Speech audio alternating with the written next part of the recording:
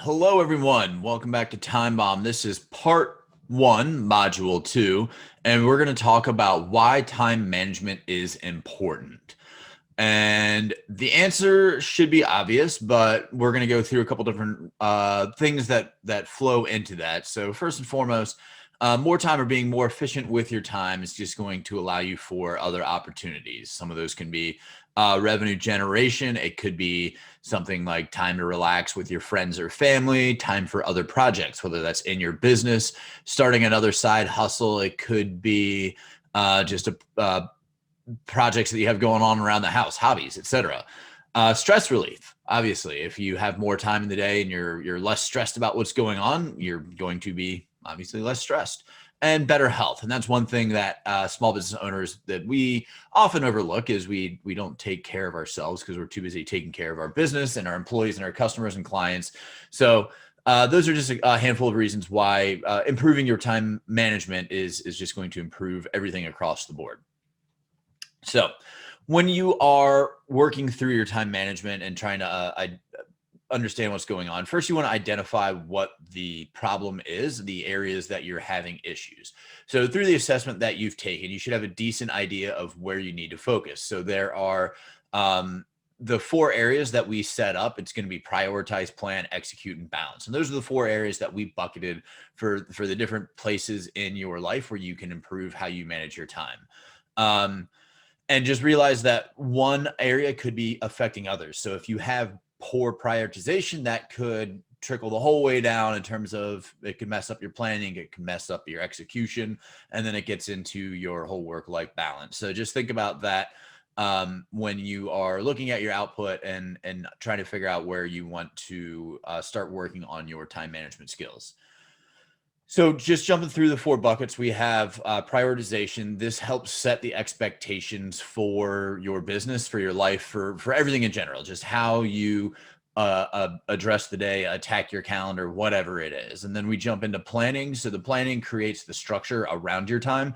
This helps you maximize your day, and it helps you also put things on your calendar that you want to do, because it's nice to block off some time to go for a walk, go to the gym, go out to dinner with friends, whatever it is.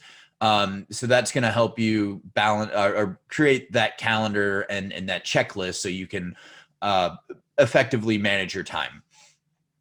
The execution section, so this is just you following the plan, and this is and can be really easy for some people and really hard for some people, because a lot of times your execution, for example, I love having a checklist. I'm very process and very like I'm good at following steps, following instructions, whether it's a recipe, how to put together a countertop, whatever it is.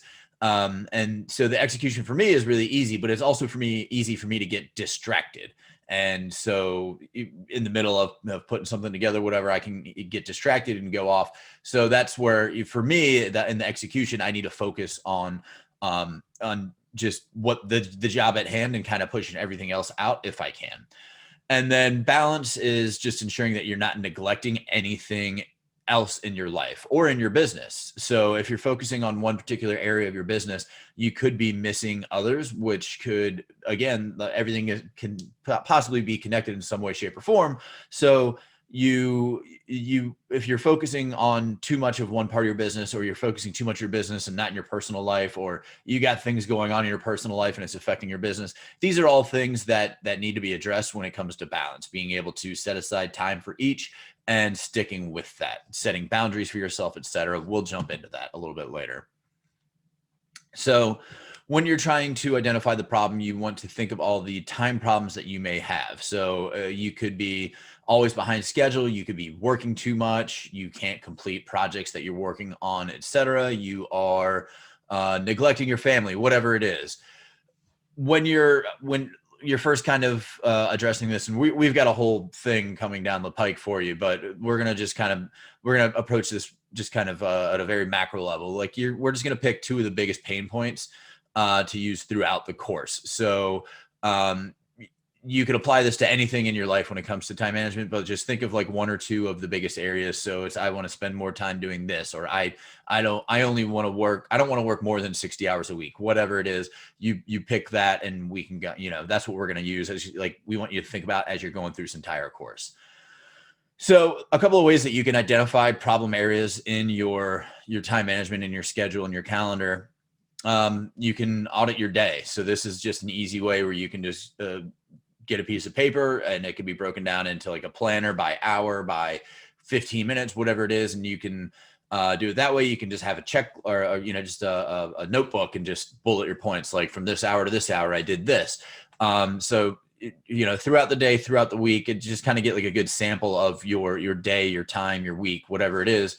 And just see where you're spending time, and don't forget to put in those little distractions. So when somebody comes into your office and they need to talk to you for 15 minutes because so-and-so in sales is being a jerk and they need whatever, you write that down, because that's 15 minutes of your day you're not going to get back. Not that you don't need to handle that problem, but that's 15 minutes that was supposed to be allocated somewhere else that got put into solving a problem.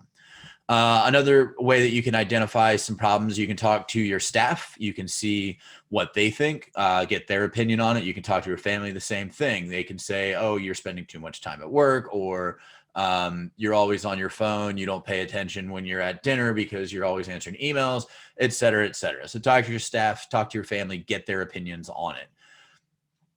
You want to analyze your sleeping habits. So it's, if possible, try to get into a regular sleeping pattern in terms of, I'm going to go to bed at this hour and I'm going to wake up at this hour, regardless of the day of the week. Obviously, there's going to be some variances here and there, especially if you've got a social life that you want to keep up with, or you have young kids or whatever it is.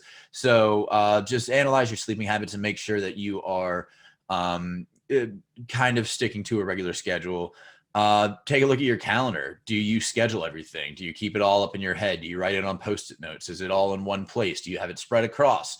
So just look at what your calendar looks like. And your calendar could be a physical planner, piece of, a bound paper planner. It could be a digital one. It could be just in your head. It could be a combination of all three, whatever it is.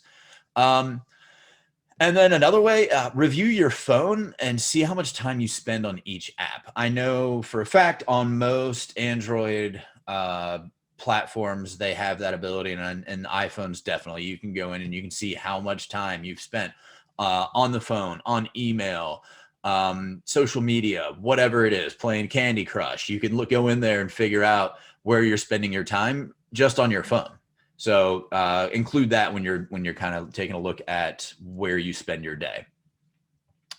And then we're going to get into long-term goals. So by the end of this course, you should have identified the root causes and some problems of the problems that you have, and create a plan to address them. So the idea is you're going to find everything that you could potentially fix, and then start creating plans to fix them. You might not be able to fix them all. That's fine. There's only so many hours in the day, and you might have a lot on your plate. So there's no big deal with that. Just we're gonna identify them, we're gonna prioritize them, and then we're gonna create some plans to fix them. The goal of this course is to remove hours from your schedule, and how you allocate that time later is up to you. Ideally, if you're pulling time out of your work schedule, you're not putting it back into something similar. So a lot of what we're going to do is we're going to help eliminate some of the non-value add activities in your day. So if you're doing some monkey work because you're trying to save a couple dollars, or you think you're the only person who can do it, or whatever it is, if you can remove that from your schedule, don't fill it with the same type of stuff. The idea is to take that non-value add and exchange it with value add. And value add could be revenue. It could be just increasing your quality of life. So think about it that way. And then just think back to a lot of what we've said. If you've been following our blogs, other videos, other courses, it's the idea here is that you want to build a strong foundation.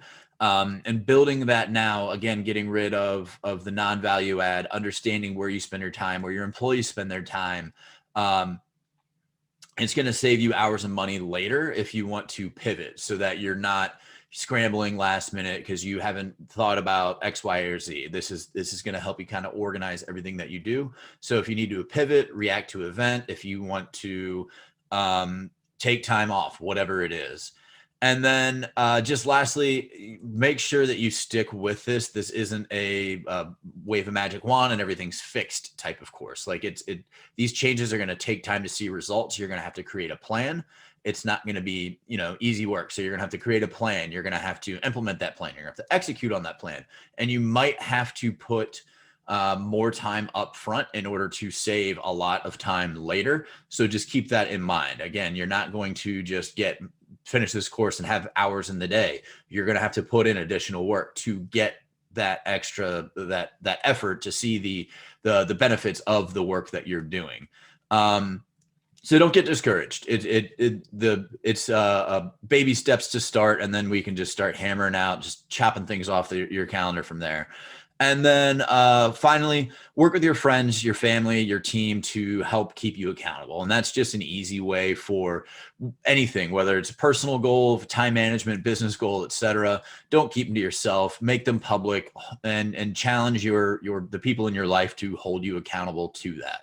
So that's it for part 1, module 2. And coming up next, we're going to start talking about numbers and understanding what your time is worth.